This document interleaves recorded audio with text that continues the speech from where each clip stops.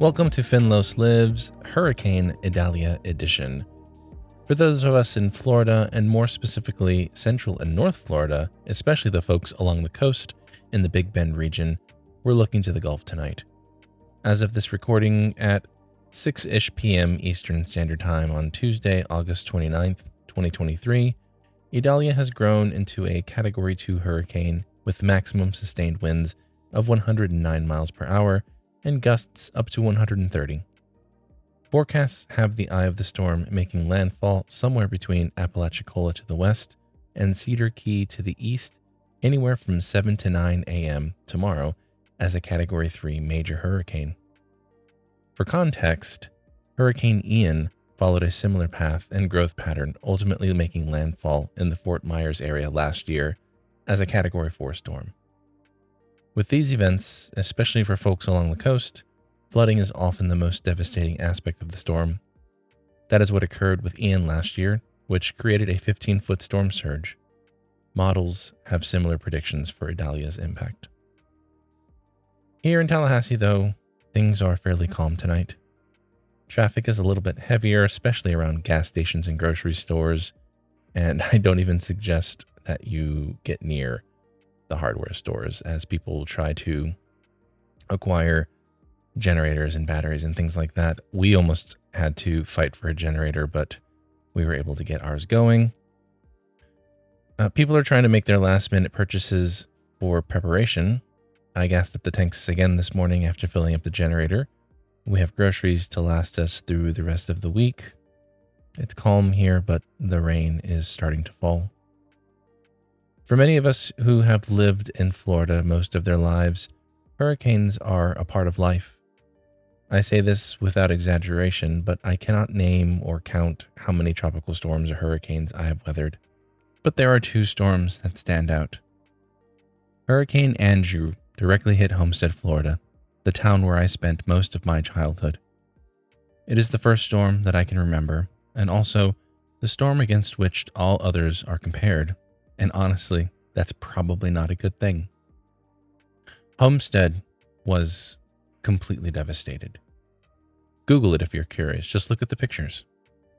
You'll find pictures of pieces of lumber that pierced through palm trees, roofs that were completely ripped off of buildings, entire neighborhoods that were leveled.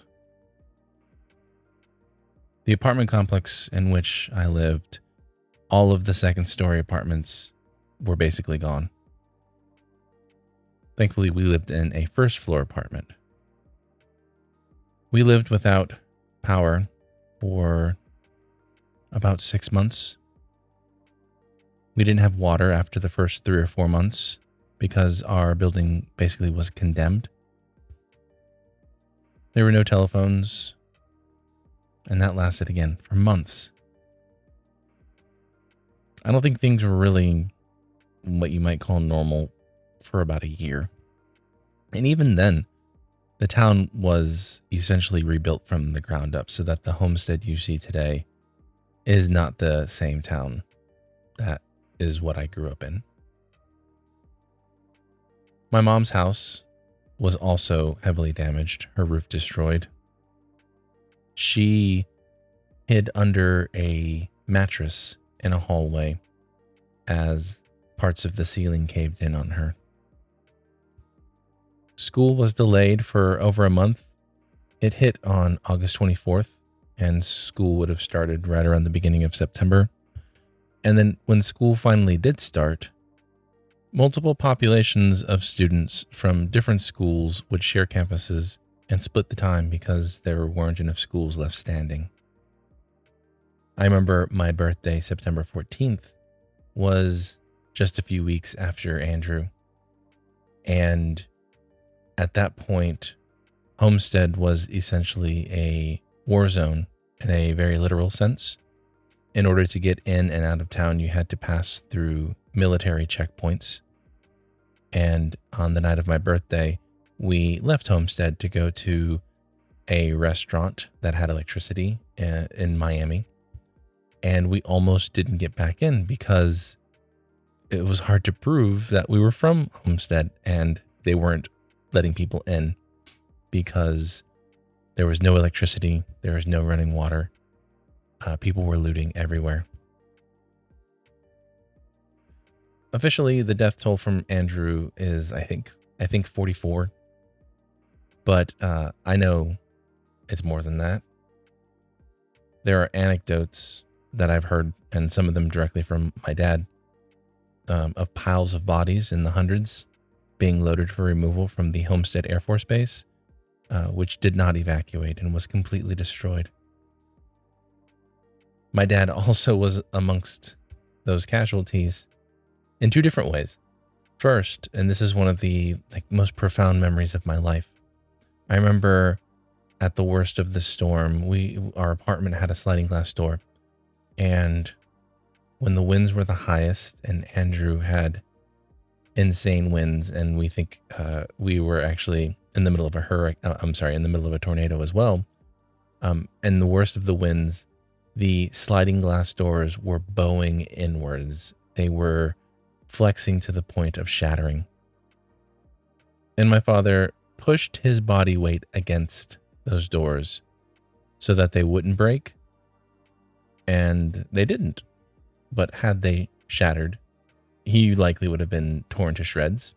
At some point, a gust of wind knocked over a piece of plywood, flew and landed luckily flat against the door, the sliding glass door, and then a grill that we had on the patio fell sideways on top of that, holding it in place, relieving the pressure so that the glass didn't rip my father to shreds. But he did encounter another piece of glass.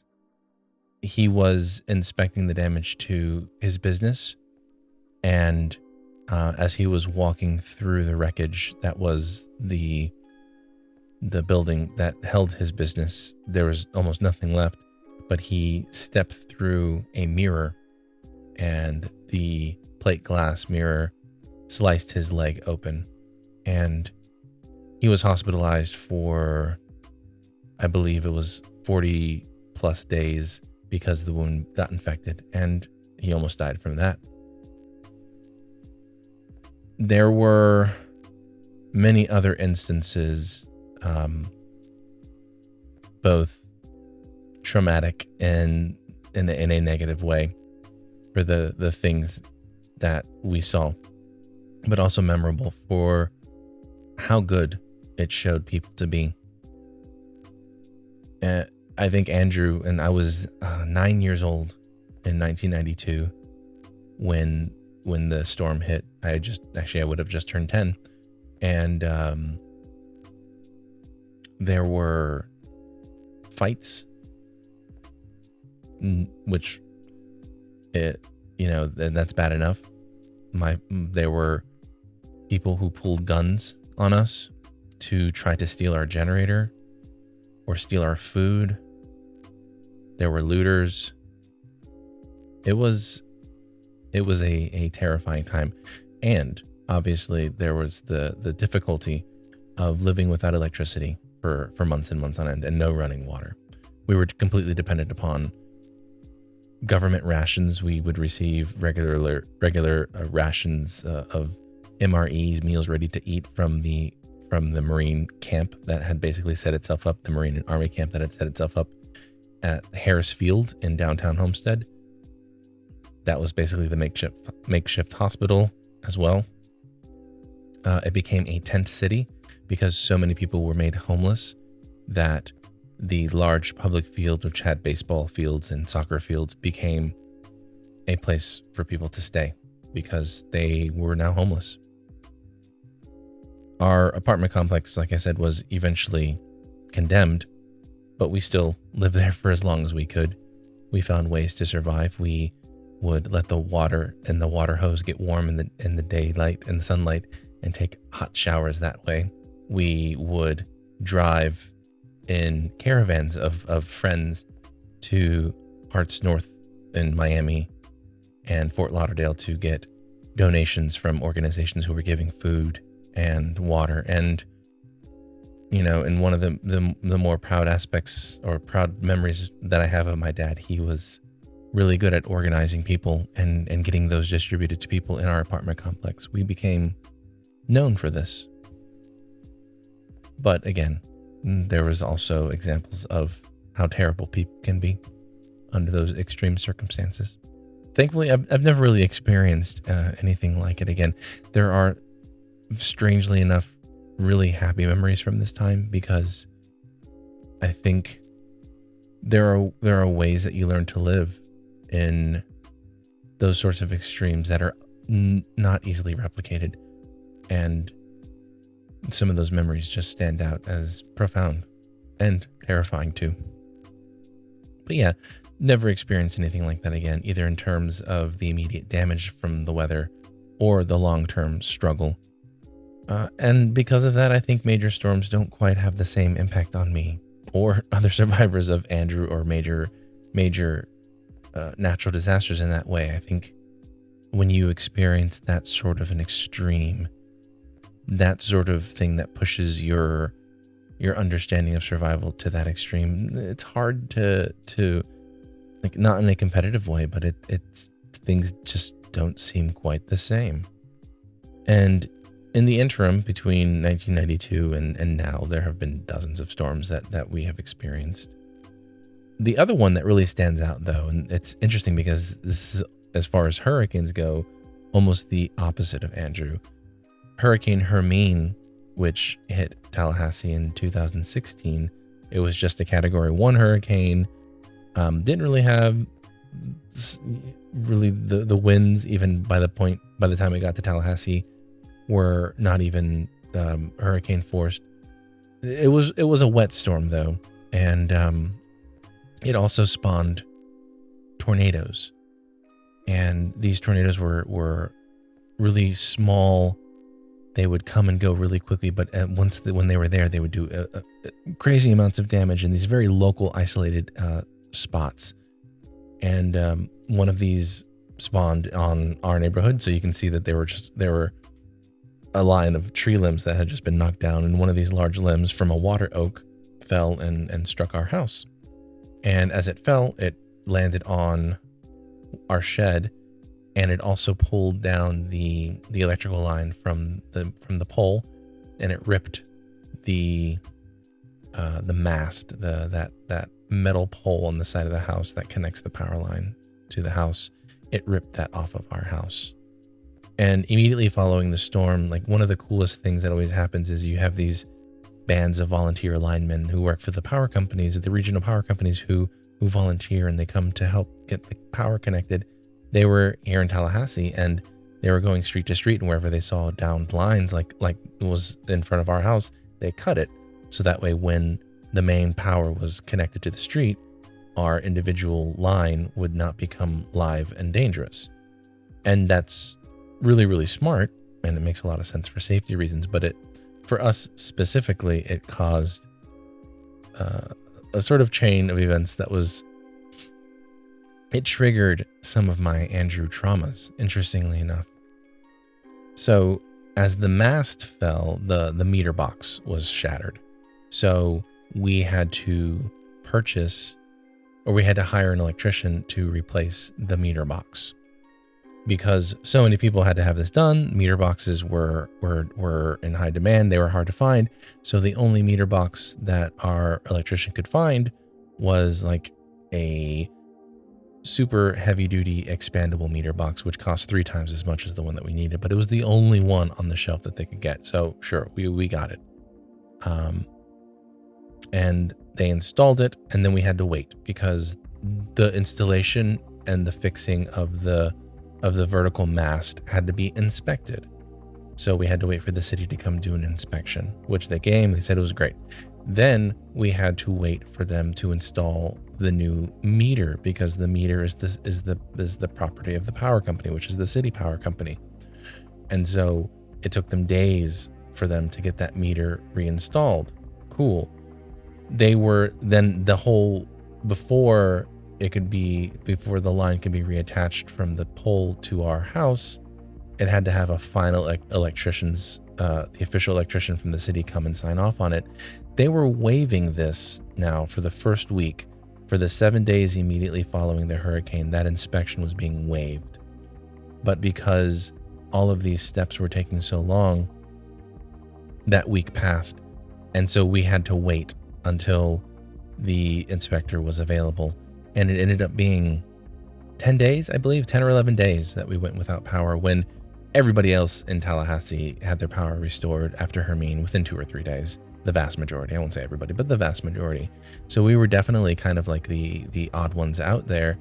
And I think it might have ended up going for 2 weeks. And, just relative to what we experienced in Andrew, obviously there's no comparing the two, but there are,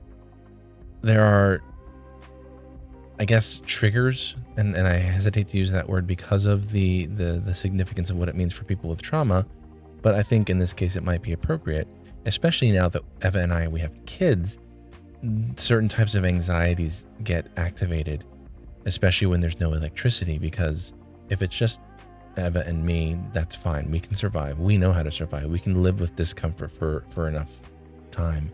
But with our kids, we want to ensure that they're safe and that they don't have to experience some of the hardships that we experienced during these storms.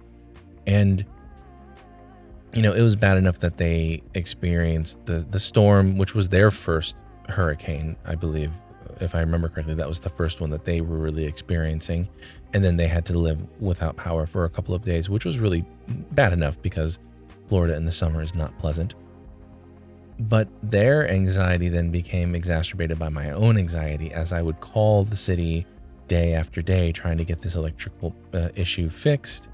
As each night we would get ready for bed, and I came to realize that I have this very powerful association with the sound of a running generator that connects me directly to some of those scariest moments from Hurricane Andrew, where all you would hear at night was just the endless droning of generators everywhere, because there was no running electricity otherwise. And it's such a fragile lifeline, such a fragile machine. The generators are very persnickety. They hiccup and they cough, and if they're not well maintained, they'll fail. And so, every night we really just depended on these fans that we had to keep us cool. And as a lifeline for news and information, we would have the TV turned on and entertainment for the kids. But at night, it was a very strong sense of reliving those past moments of anxiety, of people trying to steal our generator, of wondering how long this is going to last. What is this life going to look like if it ever becomes normal again? Because as a 9 or 10-year-old kid, after a few months living without power, living without water, living without telephones, that starts to feel a little bit normal. Each time our generator would sputter or hiccup, my heart would skip a beat, because that lifeline was all we had. And I really just closely associate that sound with a sense of danger and survival. And thankfully, eventually, the power was restored. And we here in Tallahassee, we've had several hurricanes since, but they haven't hit us directly. The closest was Michael in 17 or 18, 2018 or 17. That was really bad, and thankfully that one missed us. But because of that intense trauma that we experienced with Andrew, it's almost desensitized me, and I think many other hurricane survivors, to the danger, not in the sense that we don't prepare, because we understand that the risk is there, and we know it because we've lived through it, but there isn't a panic. There isn't that mad rush. I don't know. And I don't know if it's a good or a bad thing, honestly. But we do prepare. And so now that's what we've been doing. And now another storm is coming, and this one's called Idalia. And she's a Category 3, and Tallahassee is within her range. I don't know if we're going to get a direct hit. These even just a day out, these models can get a little bit finicky and go haywire, but I'm fairly certain that we're going to get some of it. And Tallahassee is a city of trees and hills, and those trees have a tendency to fall, and the hills and the paved roads that we make between the hills easily form these sudden rivers. I'm not really scared of the storm, but I'm definitely anxious, and the waiting, I think, might be the worst part, just the waiting to see what's going to happen.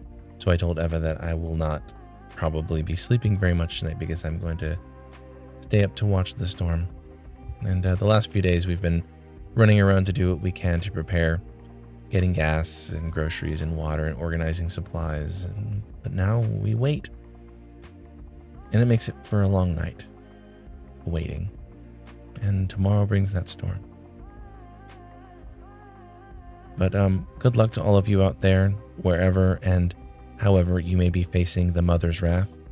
Whether it's fire or wind or tremor, she's telling us that we have some bills that have come past due and that we have some explaining to do. Be sure to check in on your people who may be affected by this or any disaster. If you'd like to share your own encounters with Mother Nature, connect with me on social media, leave a voice message on the SpeakPipe app on the website finloslives.com, or send an email to finlos@finloslives.com. Weather permitting, I look forward to our next conversation.